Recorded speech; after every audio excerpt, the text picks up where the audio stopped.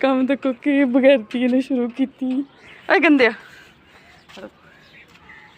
गंदा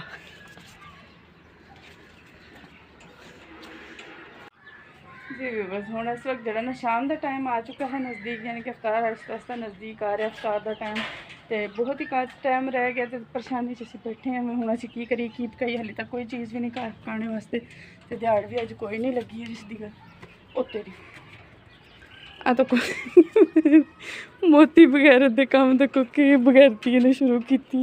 अरे गंदे गंदा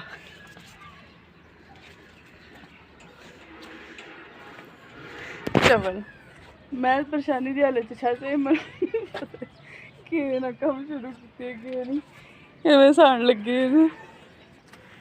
चल सुजी चल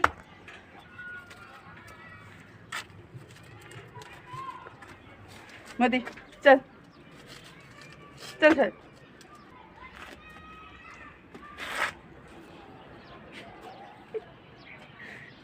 लगे बगैरती मूड चल गंदिया कि लगे करन चल चल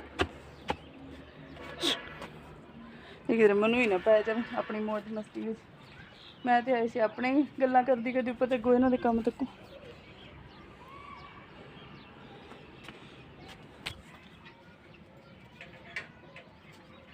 देखो कम देखो ये बगैर चल चल उधर पै ना जाई मनु गंदा। पहले मोती अपनी बगैरतियां कर रहे थे, हुण इहदे छत ते चढ़ गए दोवे मस्त होके फिरदे न पे। ते मैं देखण आई सी जी बाहर अहमद वो भी खेलन गए। मैं देखा कि करन लगी वो सामने ग्राउंड च गए है हवेली च खेलने वास्ते।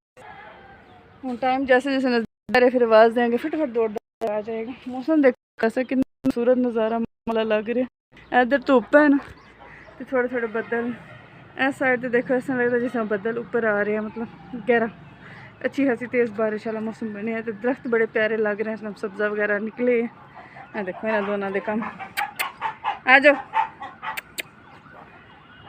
आ जा ओ नहीं आई तो वापस टूर गए। सर मैं हम थले चला, टाइम थोड़ा रह गया जाकर अपनी तैयारी शारी कुछ जो आटा उटा गुनना है वो तो गुनी है ना, बाकी तो कुछ आएगा तो ठीक है ना आया तो फिर पानी में रफ्तार करांगे। चल गए थले हैं।